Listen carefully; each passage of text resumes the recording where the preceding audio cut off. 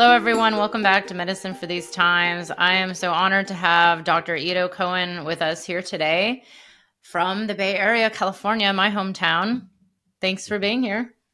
Thank you for inviting me. Yeah, I'm excited to get into it. I have heard about your work for so long, and I've heard a lot of great things. I've heard you're absolutely smart to talk about, and it's really interesting right now in the psychedelic space how quick things are changing. And I can't wait to hear your viewpoint on this, especially as an educator, kind of tied in with some of the big players out there in the industry. Even saying that word industry is always so weird to me. Yeah. So, Dr. Cohen serves individuals, couples, and groups in San Francisco. He received his PhD from the California Institute of Integral Studies and trained at the Young Institute in San Francisco. He works with a diverse range of challenges: childhood trauma, inner critics, relationship, intimacy challenges, lack of fulfillment, psychospiritual growth, as well as psychedelic integration and preparation sessions with individuals and group. His doctoral study researched the integration process of ayahuasca ceremonies while applying Jungian psychology to better understand how to support individuals in their process of change and transformation. He is currently finishing a study on the use of psychedelics in couples. He's the founder of the Integration Circle and facilitates workshops on the different dimensions of integration and the intersection of mental health, spiritual health, and the entheogenic experience. Ido also teaches with Psychedelics Today and is the resident integration facilitator for Double Blind Magazine. He is passionate in supporting individuals to create long-term, sustainable change leading to intimate, authentic, expressive, and love-filled lives. In his free time, he likes to find new paths in nature with his dog Luna, marvel at art, write, create, and connect with his community. This is great. I can't wait to hear more about It's so long. I'm sorry. What was It it? sounds so long. So It sounds long? so long. Well, stop doing so much in the world, right? I guess so, yeah. No, please don't stop. I actually can't wait to hear about the ayahuasca research and also couples work, which has come up so much recently. But, the first question I always ask is about your own path. We were talking a little off camera. You grew up in Israel. You're out in the Bay Area now. You're a key player out in this psychedelics field. I'm curious, what brought you onto this path? Did you know you were going to be doing this when you were young? Like, what was your own journey with these? That's a great place to start. What brought me? The short story would be this. I think I was always very curious. I'm very imaginative. I think like many people in the psychedelic world, from a very young age, I knew that there is something more. I explored it, and it came through my imagination and, doing stuff like playing Dungeons and Dragons and, being reading fantasy and slowly it kind of coagulated to being more starting to find that curiosity in spiritual traditions. And for me, it was very interesting because, like, I remember doing a paper on Greek gods when I was in fourth grade. And, like, why would a fourth grader be? But it started going deeper when I was in the army, actually. And I think it was being in that system really brought up a lot of questions for me about ethics and what it means to be human, and finding a meaning inside seeing all these really dysfunctional systems from being in them, and really trying to find why is this happening? How is this real? What's the meaning? Is there a meaning to all of this? And I started really reading a lot about Buddhism, and my first go-to was through Buddhism and Hinduism, actually. And reading, and I started practicing yoga and meditating in the army, which then, I mean, we're talking 27 years ago or something like that in Israel, which was not very common still. And I went to, after the army, like many Israelis do, you either travel to South America or you go to Southeast Asia. And I went to India for a year. And I had a handful of psychedelic experiences till then. They were mostly MDMA, and it was either in a party scenario or hanging out with people. But they always took me to a very deep, like self-inquiry. So people were having a lot of time, and I was analyzing the situations and just feeling myself and feeling people interaction. And I even thought there was something off because like these people are partying like and dancing, and I'm here like feeling all these things. And um and then obviously being in India opened my spirituality to a whole other place, and it was the first time I tried LSD. And that was when things got very real.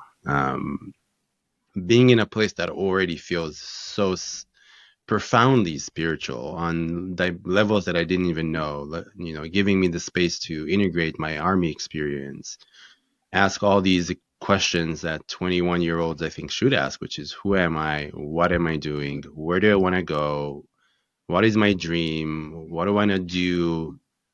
What is my offering to this world? How do I want to be of service? And then taking LSD and seeing all these other dimensions of existence and having some kind of being in India gave me a little bit of spiritual framework to start understanding what I was experiencing on LSD. And I was like, oh, this is what it means to see beyond illusion.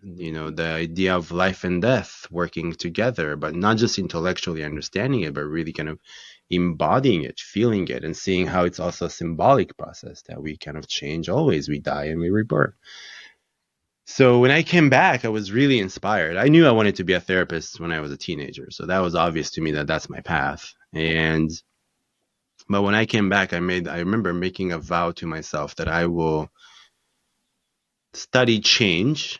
I didn't know what integration meant then. And what I wanted to do is because I had the fortune of traveling with a bunch of my good friends, and I met a person in India. We fell in love. We became partners. And when we came back, we were luminous beings there. Not that we didn't struggle. There was eruptions of implicit memories of sexual abuse for friends of mine, or depression, and just struggling with existential, like wondering, like, what the fuck am I here to do? And we started, we were sitting. There's not much to do there at night because so you kind of sit like around a fire and you talk and you tell stories and you laugh and you joke. And we started talking about childhood and our problems. So conversation we wouldn't really have to that depth. And when we came back, I just saw everybody's process collapse. We all came back and became, I'm lucky because I was deeply in love and my partner at the time was as crazy as I was. So we helped each other stay on that frequency of honoring the sacred and exploration and curiosity and meditating in the morning and really kind of living, right, trying to integrate. But for a lot of my friends, everything kind of fell apart. They started getting depressed. They started feeling the pressure of like, okay, that was fun. That was just like a really good dream that we lived for a while. Now we need to get real and we need to get serious and we need to go find a job. And I couldn't make sense of it. I really struggled. I'm like, how is it possible that only a month ago we were sitting looking into this beautiful view and really feeling connected to life and feeling people connected to their authenticity and having vulnerable, deep, meaningful conversations, and everything fell away. It really didn't make sense to me. And I was really, really possessed by that question. And I was like, I'm going to study this one day. I have to. Um, Fast forward 10 years, I came to the US. I wanted to study something that blends psychology and spirituality. I did my undergrad in psychology and sociology.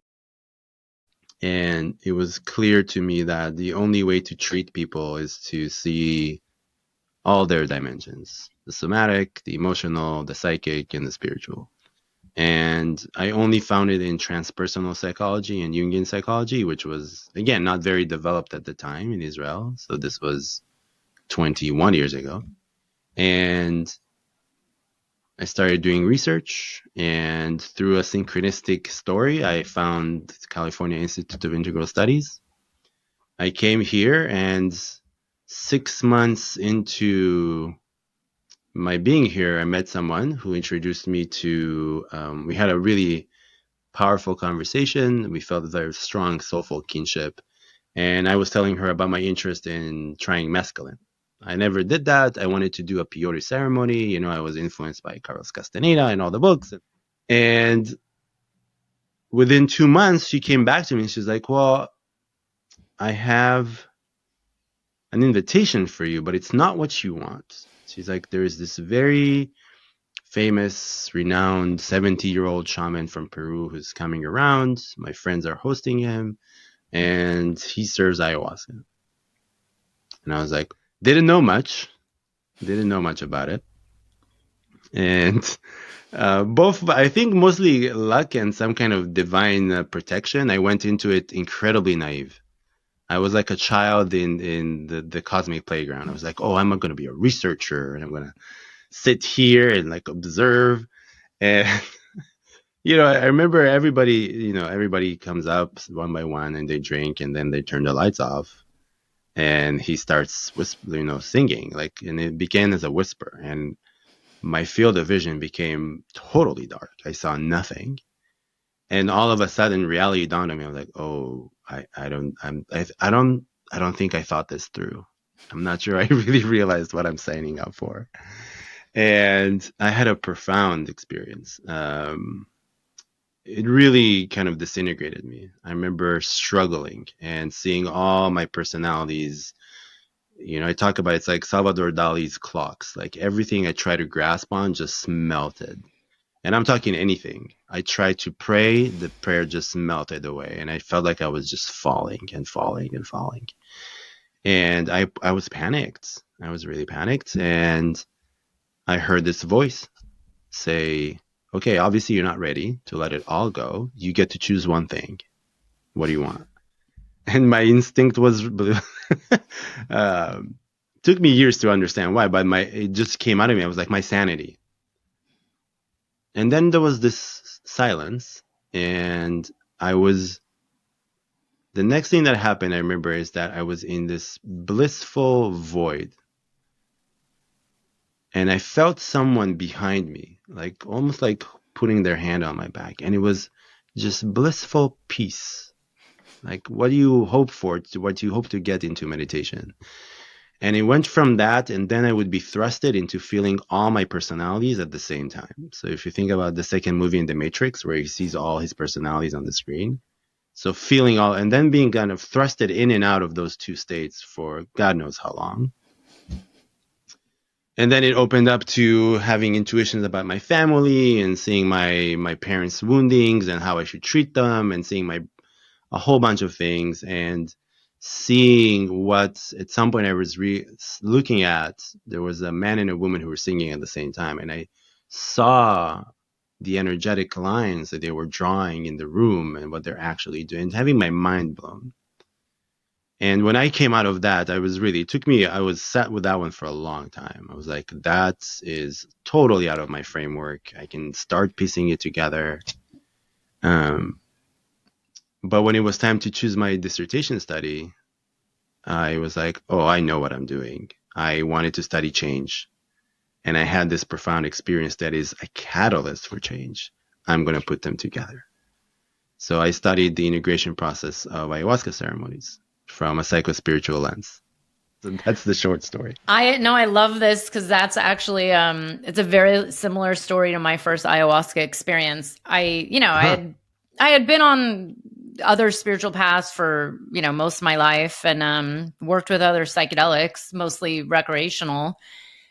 Some a little more intentional, maybe some mushrooms. But when I went into ayahuasca, it was I went in with the intent that I was just going to do it once. And I was really, I was in a very good place where I was meditating every day and just in a solid place, but very transitional time in my life. And I went in kind of just full on, like, yeah, curious, not knowing what to expect, like hearing some stories, but really not knowing at all what I was getting into. And also sat with an amazing Peruvian shaman who to this day I still sometimes work with, who's been pouring medicine for 35, 40 years. I mean, he's a master, but oh my God, that integration took me over a year. And honestly, for someone who is pretty stable, what it showed me, it was hard to make sense out of it. It's like, oh, now I understand what they mean by the illusion. Because now I actually, Exactly. stepped. But when you're a human being and you come back from that, I mean, my first thought was like, why am I even working? What's the point of this all? Like, I really was Mm, like, I kept saying, I was like, well, what's the point? Like, why am I even here? Like, fuck this, you know? And it was really actually wow. challenging. And this, you know, of course, this is a while ago, long before the word integration was woven into, you know, back then we didn't even have an integration circle. No, There's no such thing. no. It's like, see ya, call if you're, you know, it was like kind of like call if you're okay or not okay. And I actually had to reach out to someone. I was like, who can I talk to about this? Like, I don't even know anyone who's doing this.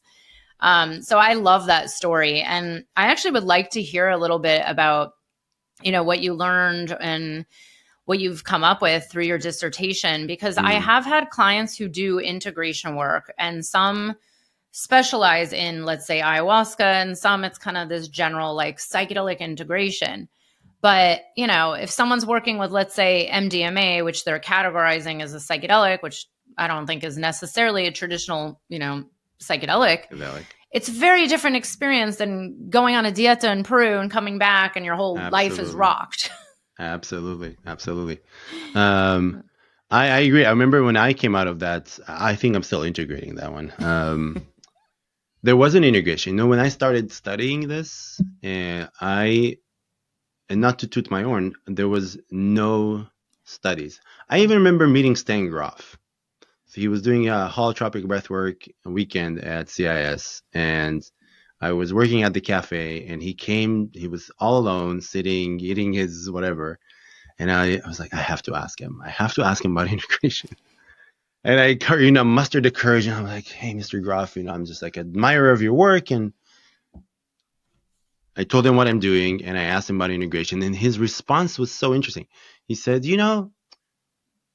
we make food for people. And I was like, what? What is he talking about? He's like, yeah, we found that when you feed people foods that are familiar to them right after a session, it triggers a certain reaction. So it actually brings them down and allows them to be more present with what we just did. And I was like, oh, interesting. And that opened the game for me. I was like, okay, this is a lot.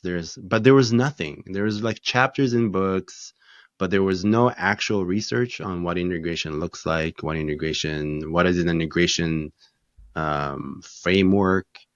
What do we even mean when we talk about that? I remember when I started, I looked at the dictionary of the APA, the American Psychological Association. The word integration doesn't exist. It's not in the APA, which says a lot about, right? Um, I'm very much in agreement with you. I think integration is very different per person and per substance. And by substance, I mean chemical or organic. Because you're right, coming back from an MDMA experience is not the same as coming back from a month in the jungle, or 3 months, or 6 months, where you are communing with plant intelligences that are not just metaphors, that are actual energetic beings that you are learning from, engaging with, confronted by, let alone all the other stuff in the jungle that you explore, like the energies of the plants that are not the ones you drink, right? The animals, the lifestyle of, and I think that's something integrators or integration facilitators should take into consideration. Right. I think a lot of the problems when I teach archetypes, for example, for most facilitators, that's like a intellectual concept. And that's a misunderstanding of the actual Jungian framework. When we said archetypes are actual living intelligences with an emotional effects, meaning they impact you through your emotions. That's the first cue. Well, what can happen is that facilitators actually literalize or strip away the true psychospiritual realness of people's experience, and that's a problem, right? And again, I don't want to diss psychedelic, like non-organic psychedelics, but when you go to chemicals, I don't know if chemicals have an intelligence in them. They can open us up to those realms, absolutely, right? They can open us up to the transpersonal, archetypal, spiritual, shamanic realms. But as a substance, I don't think they have an entity in them. So it's a totally different thing. You're I've smiling. actually gotten into that discussion with numerous people because I tend to veer towards the plant spirits more than others. Although I have an appreciation and everything has their Sure. place, but I talked to someone recently about this notion of like the spirit of ketamine, and I was like, huh. I mean, I if we all believe that God is all, right, maybe everything does have a spirit. It's Right. like the argument over is AI. It's an artificial intelligence. Well, I don't know. It's an intelligence. It's here. It's part of our reality. Who knows? There is no right or wrong. Everything Like, comes from creation, yeah, yeah, right? But there's levels of creation, right? yeah. So as humans, we have a individual spirit that lives inside of us that is part of creation. Plants are the same thing in my mind. They are right. They are an independent intelligence that is part of creations. Ketamine, I don't know. I can't speak for that. I didn't feel it. I didn't feel it as profoundly. And maybe that's just me. Maybe we're just plant people, what they call it. But I think just to come back to your question, I think so that's one thing to take into consideration. And so there's the three stages. You prepare, you journey, there's the integration. But integration actually starts in the beginning, right? In the moment you enter into that agreement, into that intentionality. Because for me, that's when the experience starts talking to you. I've done integration. I remember I've done people who have been fortunate enough and they saw the importance. And we did it preparation of anywhere between 3 to 8 sessions. When they came back, they were like, actually, I could have worked with what we discovered without the substance. I had so much material. So that's one. Two, they said that journeying has been so much easier for them. They were like, there was very little that surprised me because all my stuff, we kind of touched on what I thought will come up. I kind of started preparing my body, my spirit to breathing in a different way, to orienting, to grounding. So it wasn't like a deer in the headlight. It wasn't like this overwhelming experience that came out of nowhere. And they had this like already they started weaving this thread. So for me, integration starts in the beginning. It's how do you enter? With what do you enter? How do you navigate the space when it comes? And then there is stuff that I don't know if we will have time, but I always think about integration as, there are all those studies about the 0 4 weeks of where your neurocognitivity is like you're more flexible, right? We call it the sparkle period. And that's the first gate. That's the first gate of integration is how do you enter the first gate, right? Do you come back and you like, okay, the metaphor for me is about you went on a really, really good first date and now you're so excited about this new lover.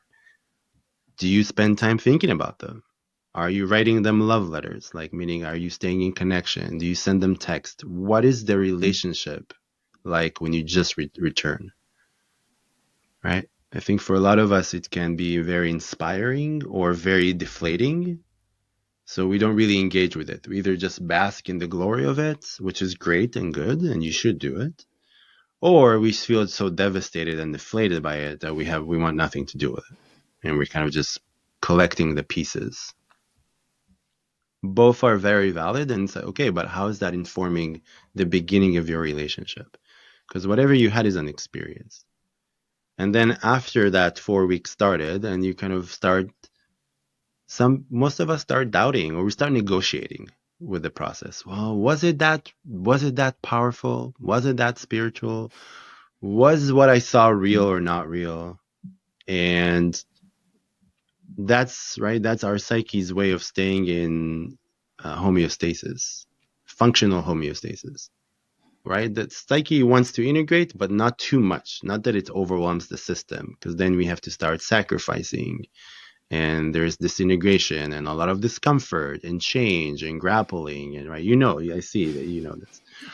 And that's for me, that's the crucial point. It's after the first month. It's like, okay, now the true measure of your relationship starts really playing out. How do you stay connected? How do you prioritize this in a world that is trying to fight for your attention and your time every single moment, trying to grab your consciousness? How do you prioritize that? How do you start taking insight and slowly weaving it into small little actions? What happens to you if your process is really that disintegrative? Can you stay in having a bigger process that you have no control over? And what you do have control is I can go and talk to Beth once every week. I can go to integration circle.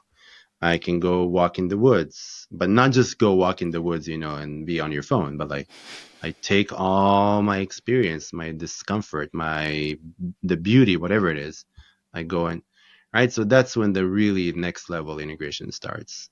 And from my experience, and it's been 12 years now of doing groups and individuals, and for me, that's the only way to create true long-term sustainable change.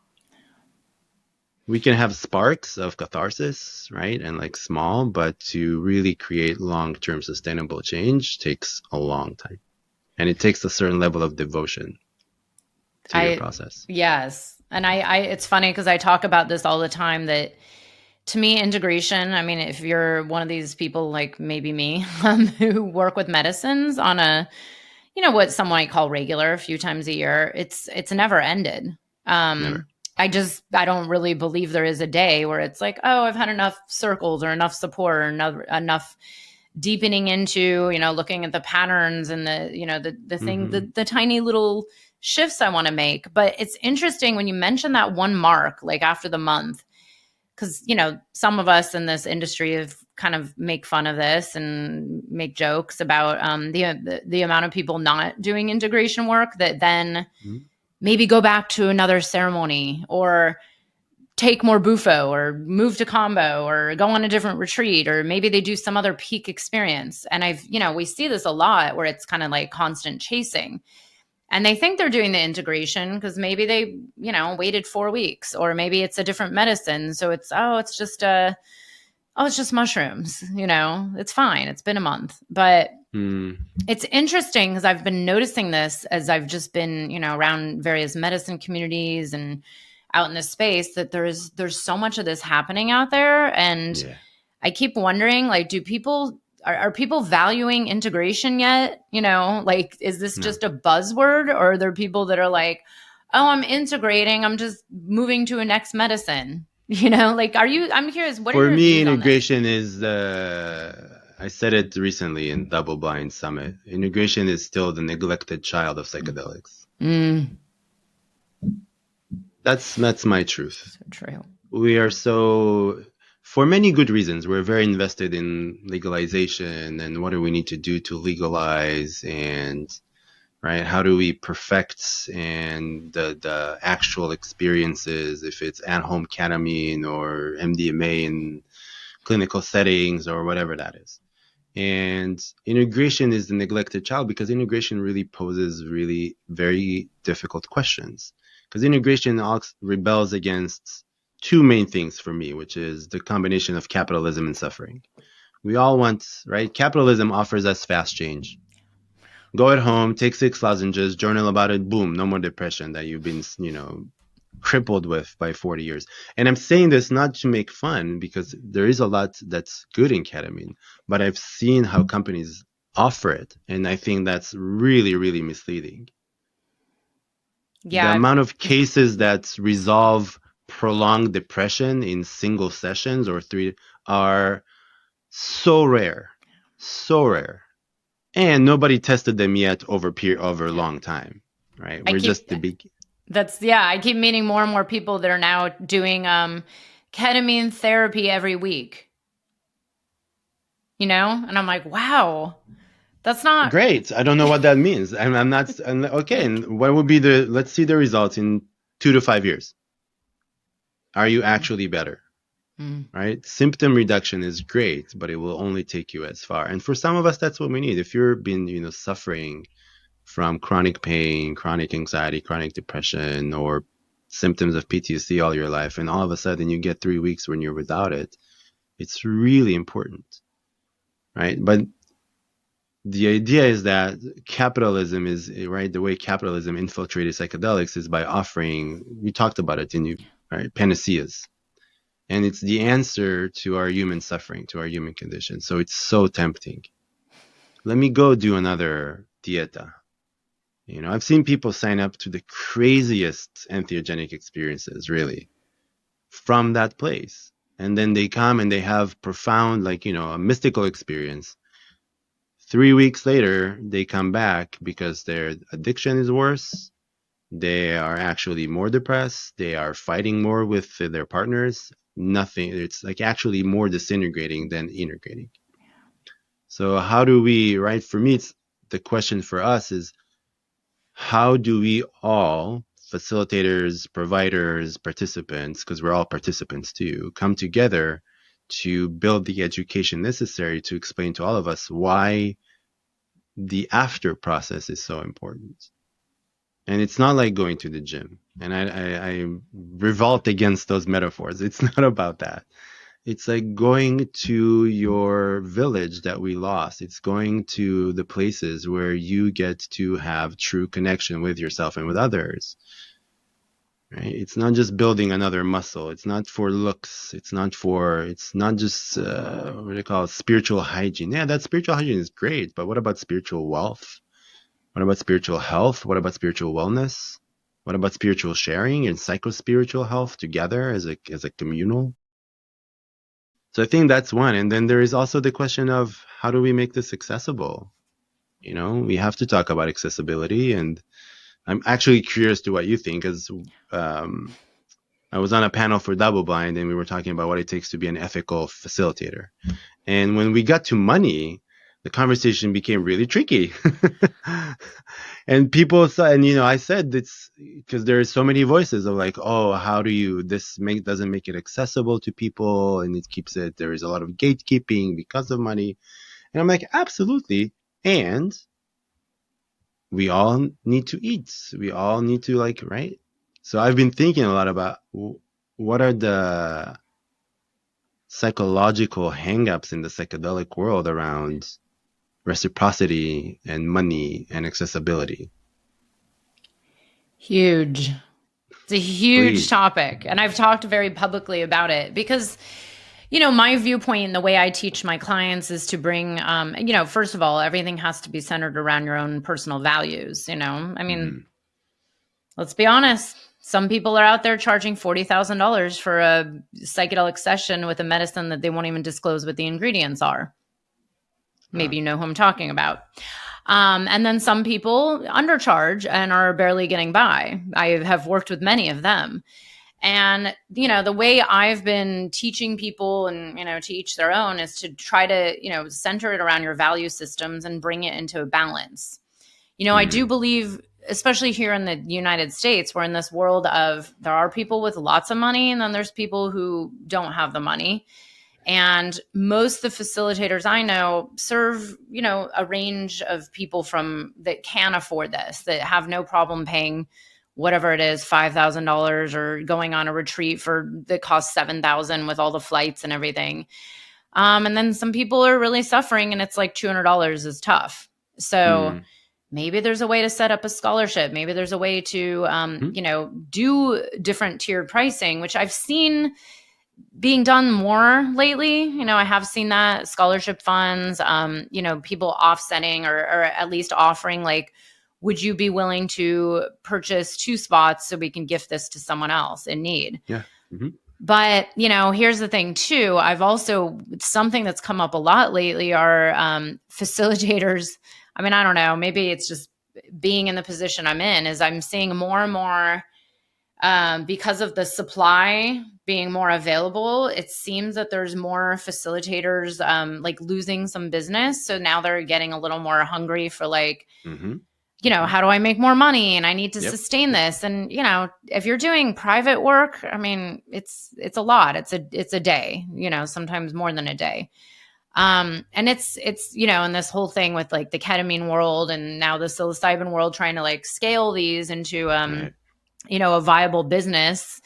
And it's not really scalable, or maybe it is if you want to host large groups of 50 and see what happens. But I mean, it's been hard to navigate. And I always wonder if it's partially because of the legalization and lack of decriminalization. I don't know. Or, the supply and demand. I mean, there's talks of, I've had this argument over, there's certain people that only want to work with someone who's highly trained or even licensed or skilled, and there's still few in the grand scheme of things. Most people are self-taught or maybe Yeah. apprentices. And then there's, as we know, there's a lot of unskilled facilitators out there. But if someone's really desperate and it's all they can afford, I don't know. This is where we get into then there's harm being created. And I've had this argument. It's who's to say what's right or wrong? Like, I don't know. 500 years ago, did we need someone licensed to hold space and sit with No. someone doing mushrooms? I don't know. But No, then again, we I would didn't. never sit with someone unskilled ever, like myself, because I have, and it was a terrible experience. Hmm. No, I hear you. I think that's on a meta integration level, that's what this whole world is trying to integrate. It's all these incredible, profound questions you're asking. And no, 500 years ago, we didn't need someone with a license, but we also didn't have the same neurotic issues we have now, right? That Exactly. requires certain tools and certain maps and of consciousness. But I love what you're saying, Beth, because for me, it's part of this conversation we were having, which is there is a shadow to money. And to be an ethical entrepreneur in this world, you have to really monitor your relationship with money constantly. I'm sure we can both share horror stories about Oh yeah. individuals, who are absolutely undertrained, creating spaces they're not qualified to hold and charging obscene amount of money. And it comes from, and I think this is where there is such a learning for us to do, which is how much of this is coming from my own relationship with scarcity? How much of it is coming from the energy of greed, which is really powerful, right? If I see a community of people who are willing to pay me $10,000 for a psilocybin session, why wouldn't I? I heard people say, why wouldn't I charge them? They can pay. And I can, because I have a whole list of reasons why you shouldn't charge that. And the big one for me, and this is where it's still, we're not having enough conversations, is how is your personal philosophy perpetuating systems of oppression and systems of inequality? If we're all going to psychedelics and being like, oh, we saw unity and how we need to care, and then I go and, maintain the systems that are opposite to that, where's my personal integration in this? Yes. And I think that's been interesting to watch because I feel like I have witnessed some of this where it's there's a dissonance there. There's Exactly.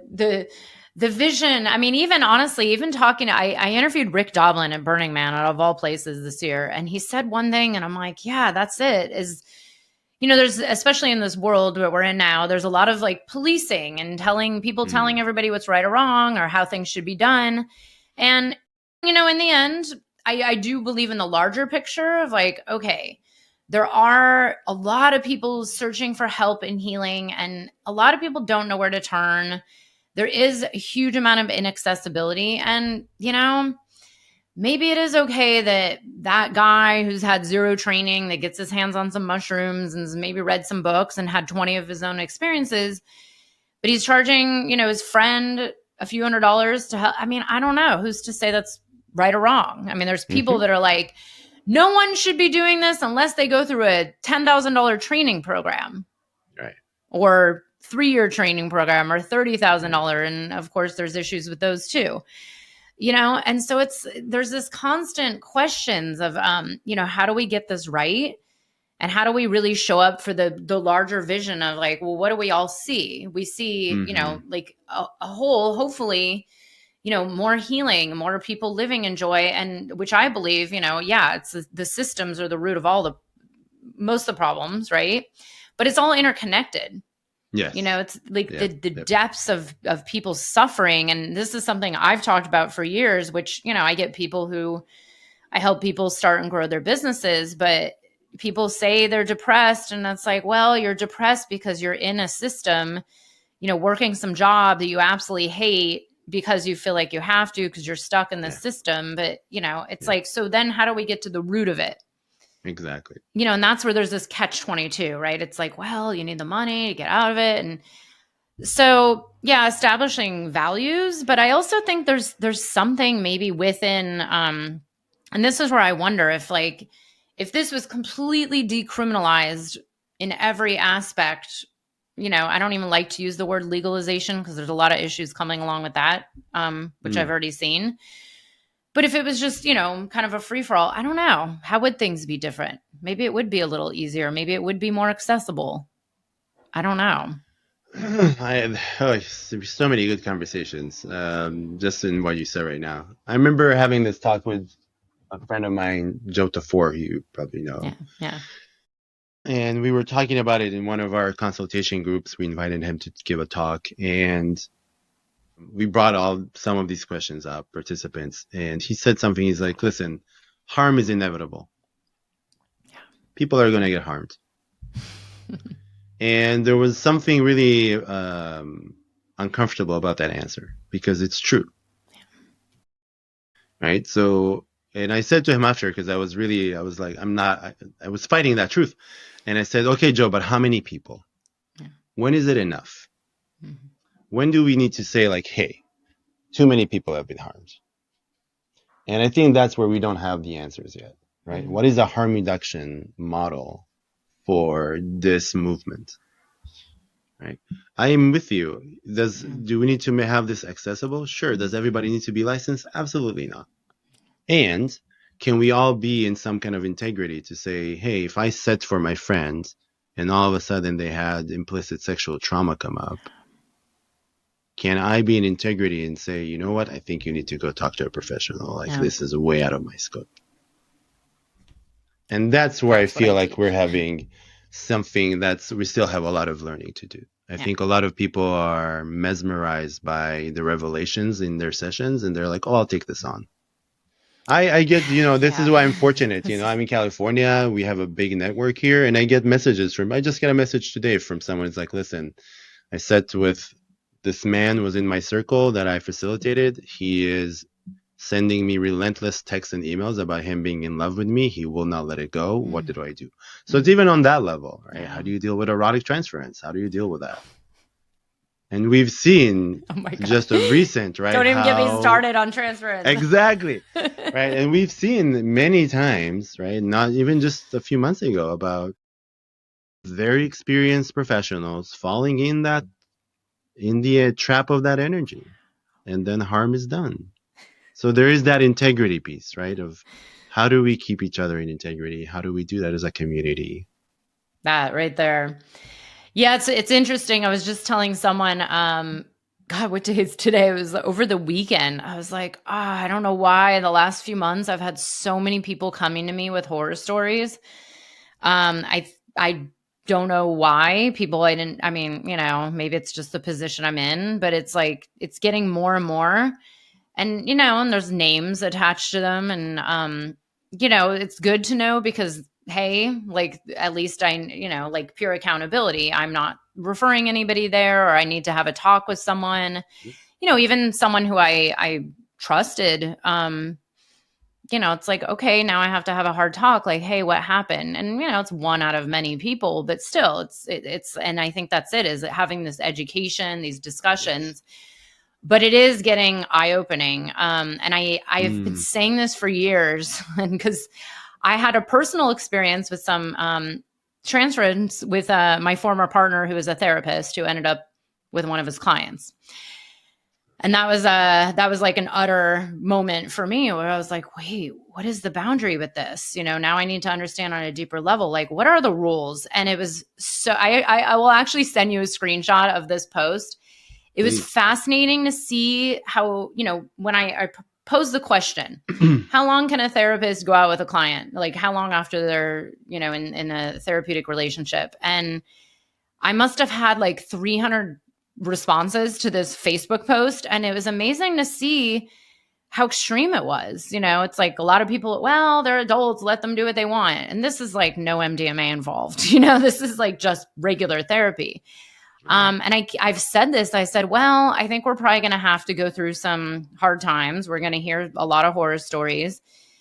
Unfortunately, there's going to be scapegoats, and it's kind of like you said, how many is it going to take? I said there's probably going to be that day where the horror story is going to make the international news, and we've already gotten some of that. Mm-hmm. Um, But I think education, discernment, like Yes. people really doing their own due diligence. And I Yeah. mean, I know I've had my own personal experiences where wish I had listened to myself more, like, oh, okay, that Mm. was a bad experience. Now I'm never going back and never referring that person. And I hope they don't come around here anymore. Right. But it's a weird world, the way I teach people. And this is, again, I think this is where it's like pure accountability. And I keep saying, I know the Sacred Planet Alliance, I think, is doing this, where Hmm. I think their model would be great if it could be taken out in a larger scale. I don't know how that would be possible, um, but just to have these conversations and, not to point fingers at like, oh, I didn't like what this one person did. Now I'm going to ruin their whole career. I don't Yes. believe in Yeah. canceling, No. but holding someone accountable and having hard conversations, which I have found in the psychedelic space, not a lot of people are willing to have hard conversations because I mean, I'm not No. even doing this kind of work. And I've had people cancel me just because they didn't like one thing I said. And it's like, oh my God. But this is where there's I it's agree. I like think lack of it's integration, right? absolutely, absolutely. For me, any 99% of any psychological splitting is, based on some kind of level of, wait, you're having a hard time with processing multiple emotions at the same time. So the best thing is to cancel the other person, or to cancel the issue, or to cancel the thing, right? We're seeing that a Yeah. lot right Oh, now. yeah. Um, I agree with you. I think there a lot of people in this space have a confusion between accountability and shaming, because I think there is a lot of shaming in the Right. psychedelic world, which is like, well, this person made a mistake, let's tear them to shreds Yeah. Yeah. and make a scapegoat out of them, as opposed to like, wait, in reparative justice, Yeah. in Ho'oponopono, in all these traditions, what you do is you make it really vulnerable for everybody, and we bring this as, yes, this person has an issue, and how do we all learn from this, because Yes. this exists in all of us. We can Yes. all make that mistake. Yes. And how do we've had a, just as a, it's a very common comebacks to money. We had someone in our consultation group who was starting telling us stories about how they're doing 3, 4, 5 active sessions per week. And we were all like, and then somebody were like, hey, someone really mirrored that to them. It's like, hey, it sounds like you're doing a lot. And you're also telling us that you're really exhausted all the time. How are you integrating between sessions? Mm. And it turned a light bulb to this person. And she felt ashamed at the beginning. She was like, oh my God, I can't believe, like, how did I not see this? But because we were really in an environment of like, wait, it's okay, let's talk about the shadow of money. Let's talk about feeling so inspired by the medicine that you just want people to experience it, right? That's another thing. Yeah. And this person did a beautiful piece of work with himself, and she actually canceled an entire month. And she's like, I'm taking this month to rest and really reflect about what's right relationship for me with this offering. And she made a rule for herself to not offer more than 2 sessions per week. That's it. And two is like, on, because there is something that really feels calling. She's like, I understand what my pace is now. And for me, that was a really full process. And I think that's could be a good example. It's like, wait, it is psychedelic, right? Okay, just because someone is flooding all this shadow that we all need to deal with, how about we all take a moment? How do we all learn from each Yeah. other, as opposed to needing to make the same mistakes over and over to learn for ourselves? Yes. And just cancel. Actually, if you can spearhead a group, I'd be happy to start helping you with it because, I have Hmm. to say, I interviewed someone extremely well known out there who a few years ago had a very big public, scandal surface. And I had interviewed her, and the interview was supposed to go live literally like 2 days after this scandal broke. And I Mm. turned to some peers in this industry who I trust, who get it. And I said, I'd kind of like to publish this interview. And they all were like, no, you can never publish that interview. And I was like, well, Mm. now I actually want to go back and talk to her. I haven't heard from her since that happened, but I kept saying, I was like, isn't there an opportunity here for all of us versus just cutting her out and but it's been interesting to watch because I've now seen this happen to a lot of people. Mm-hmm. And at the same time, it's like, well, how do we hear both sides of the story? How do we learn from it? How do we hear, I don't really believe that it's always one person too. I mean, yeah, like if there's a true facilitator and there's true abuse, but there's always these two sides. And Yeah, but Beth, you're yeah, advocating for uh, psycho-emotional complexity, right? For people that's too to hard. It's too hard. No, for a lot of people it's a luxury, right? They're surviving, and for most of us it is too hard, no. And I love what you're advocating for, because for me that's one of the pillars of psychedelic integration. If you can't in yourself be a vessel for opposing messages, your integration process is going to be really challenging, right? Because you were one person, you had a psychedelic experiences, boof, you discovered a whole bunch of new things. You come out, it's old versus new. That's the first thing you're meeting. So I love what you're advocating for. I mean, yeah, that when Cover Story came up, I'm assuming that's maybe, I don't know if you read it, right?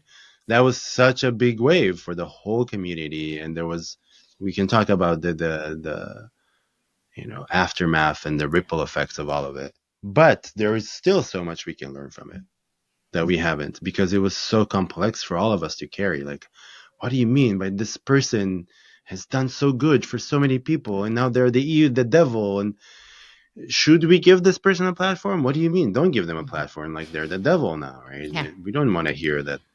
And right, it brings all these deep ethical questions. Do you believe survivors? Can you question survivors? Is there room for multiple truths at the same time? And, God forbid, don't talk about it because you're risking legalization. Yeah.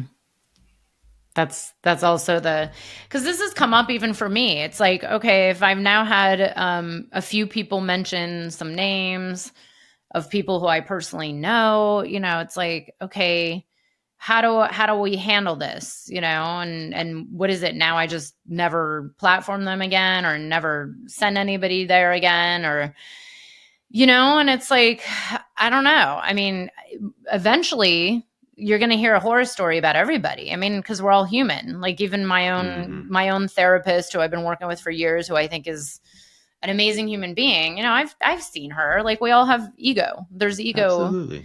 but it's been interesting to watch because it's just so.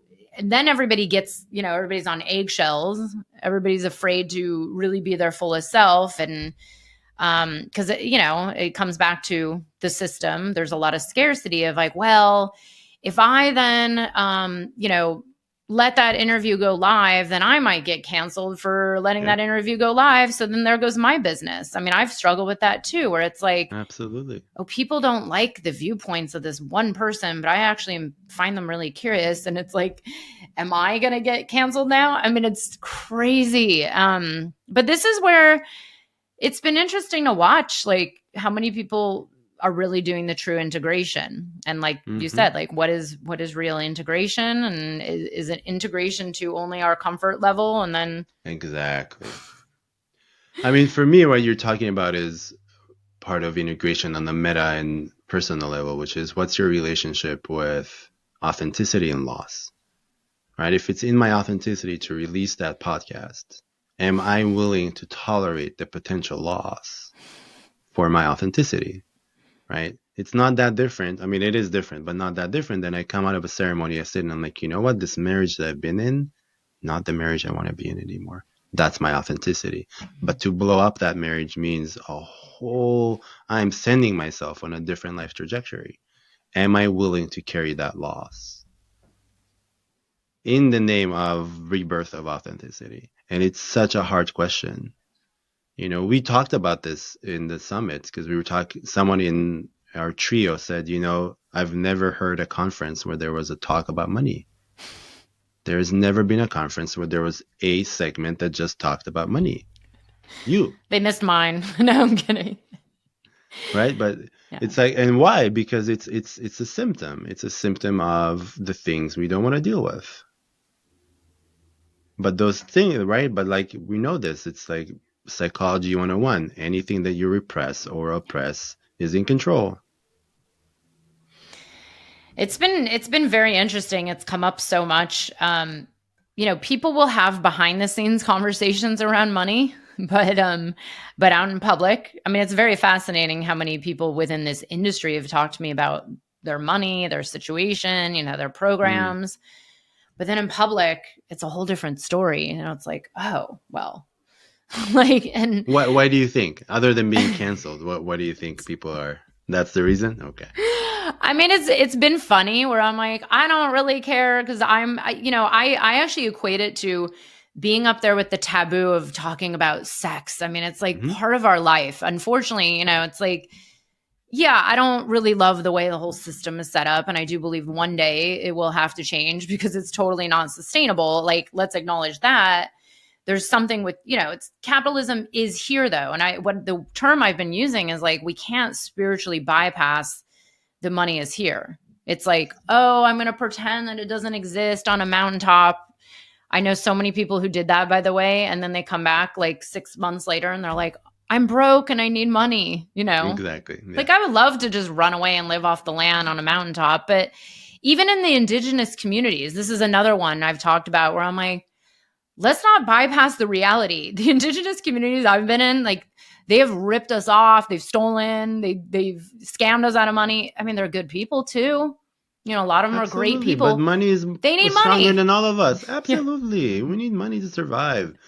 I remember being in Peru to do my study, and the one of the shamans in the center I was at was one day on his motorcycle just doing like circles. And I was like, what is happening? They're like, well, he just bought a new bike and he's showing it off. And I was like, oh, how interesting. And there was arguments around money all the time. How Mm-hmm. much do you charge? Do you charge? He's not getting paid enough. It's like that's what I mean by, it brings me back to plants versus psychedelics. Money is the energy of money. That's the entity that's money is, the archetype that money is so powerful.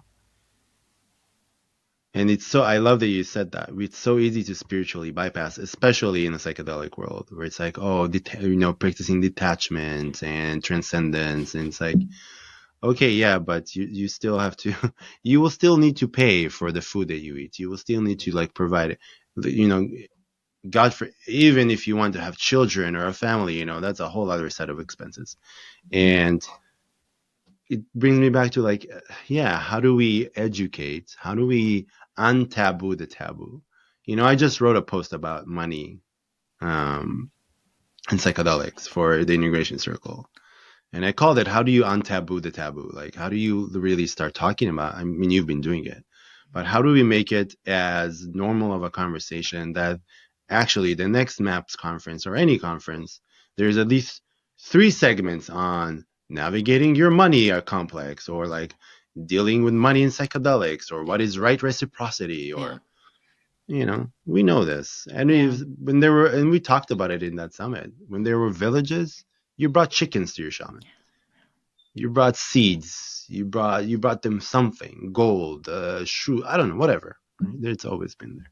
Yeah. But it's how do we not? I love what you said. It's really that scorpionic edge: sex, money, death, Psychedelics. like psychedelics, right? How It's do true. we I make mean, that it's mainstream?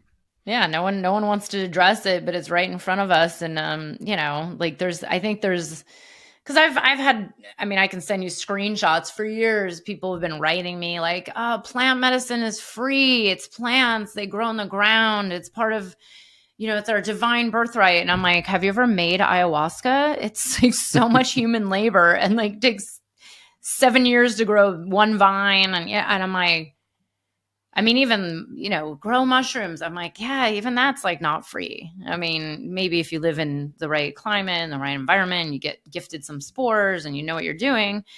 I mean, and yeah, there is a certain level of like, you know, all of it is a larger problem. But right now, like the solution to that is we have to go into it.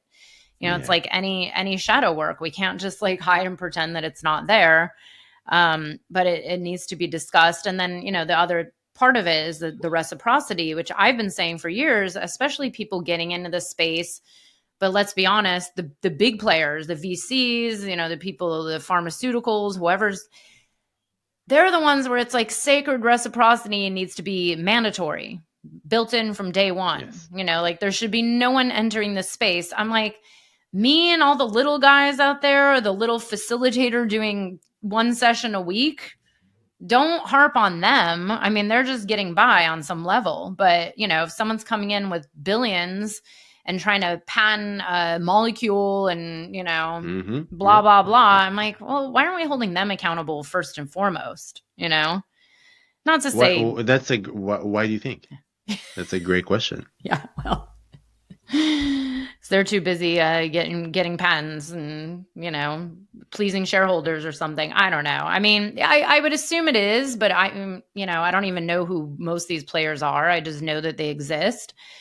But that's another thing I would say. I can tell you, and I imagine you had your own conversations, but 2019, right before the pandemic started, I had lunch with two.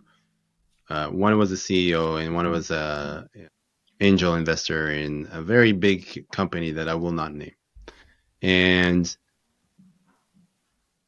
I met them through a shared friend, and she told them what I do. They're like, "Oh, let's meet this person," and And I sat there and I listened to their spiel, and we had a lovely conversation. And then I asked them my, $1 million, and I was like, "What do you guys do for integration?" And these are the responses I got. One of them was like, really, he looked at me, like surprised, and he said, "Well, we actually didn't think about it yet." And they were already providing the service, right? So the substances were being delivered home, the whole. And I was like, "What do you mean you haven't thought about it?" So like, what happens after they take it at home? And I appreciated him because it felt sincere. He was like, "You're right, and I'm really troubled by this." And the other person said to me, literally, he's like, "I'm not concerned about that now. My concern is scalability." Are they still in business? Yes. Yeah. Oh God. Yes, they are very much in business. And again, I don't want to make that, we're not shaming, but I think for me, it was a very sobering exposure to a symptom, to a very severe symptom. I'm like, wait, this is really the archetype of money. But and I'm curious, what do you think? I don't think that people who are not actually experiencing what's happening on the ground, from the level of, consultants from the jungle to the coach to the psychologist, should be making these decisions and forming these companies alone. Yeah. That for me would be integrative health. I'm like, no, you can't do that. And again, it brings me back to loss. Like, you will need to lose a few $1 million in this moment for the long-term trajectory of what your company is trying to do in the psychedelic science. And are we willing to do that? Which the answer is no. Oh. At this moment, it's no. No, then they sell to someone else who has a grand vision. They're going to try to do it better, and we'll see what happens with them. I mean, it's funny. I try not to poke too much fun, and I'm very much a believer in like, okay, share my voice, educate as much as possible. And on some level, it's all going to have to shake itself out anyways. I mean, this is such we're all toddlers trying to figure it out. I mean, I've had clients working in Oregon and opening up the first service center and, the training. And it's like, wow, it's the blind leading the blind. No one knows what they're doing. It's like, we're just kind of making this up as we go, and everybody's trying to figure it out. And it might backfire completely, and we'll see, it's sure. one day again, at a like time. We said, exactly. And there will be, sad to say, but people will get hurt.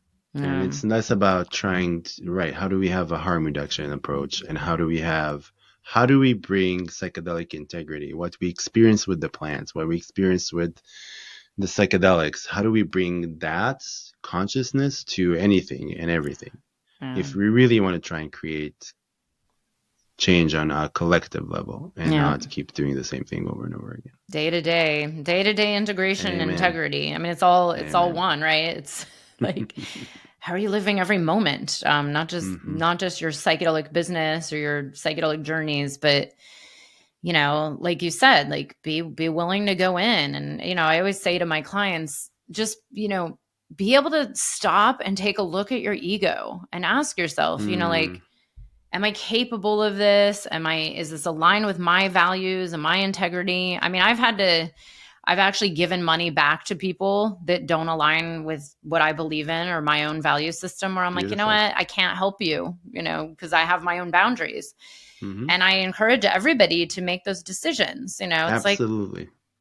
that's all you can do is like, be aligned with whatever you believe in. And hopefully it's, for a greater vision than just you making money and thinking I always say people think it's just like an easy business to hold space once a week and charge $5,000. Like, No. yeah, good luck with Yeah, that. if you sit there and you're on your phone the whole time, and it's maybe then. I always tell people, I'm like, it's actually really boring. Like, don't do it. I'm like, I would hate to be a psychedelic therapist. I find it to be, no, I mean, because I think there's a lot of glorification. It's like, oh, these Yeah, medicines, this is great. But oh my God, it's hard work. It's a lot of work. It's not absolutely. glamorous like Absolutely. everybody thinks. So, It's a lot of work, it's a lot of sacrifice. yeah. It's a lot of devotion. Yeah. If you really do it, if you're offering a full, a really knowledgeable, mindful, intentional, accountable space, it takes Yeah. a lot of commitment, a lot of Mm-hmm. devotion, a lot of unlearning, right? A lot of going and learning new things. It takes a lot. Yeah. Devotion to your own integration as well. Put that Huge. on a Well, poster.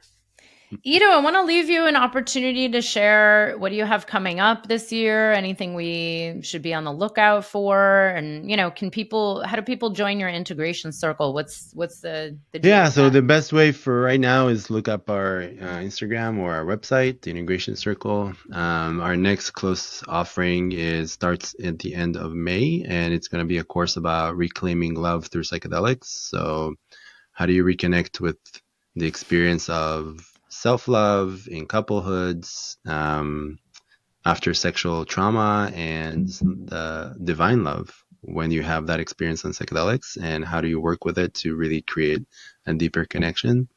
I'm very passionate about that topic at the moment, so hosting a bunch of amazing people who are going to come and talk about different topics all related to this. So that starts in the end of May. And my next thing, I'm just going to name it, I'm not going to, is that I will be hosting a summit, a 2-day summit in the Bay Area in September. Yes, that's gonna be, oh, it's gonna be a lot of fun. So Are you hopefully putting you it can on? come in person. Yes, yes. So hopefully you can come. We'd love to see you. We can talk about that, and Great. hoping to release it to the world in the next month. So we'll see. Amazing. Please let Thank me you. know. Happy to share it around, get Thank get you so get much. I it filled with appreciate good that. people. That's the hope. Thank you so much for being here. Oh, I Thank you, appreciate Beth. this. We'll have to have you back and go deeper into some I would ayahuasca love that. archetypes that come up. Yes, I would love that. Thank you. All right.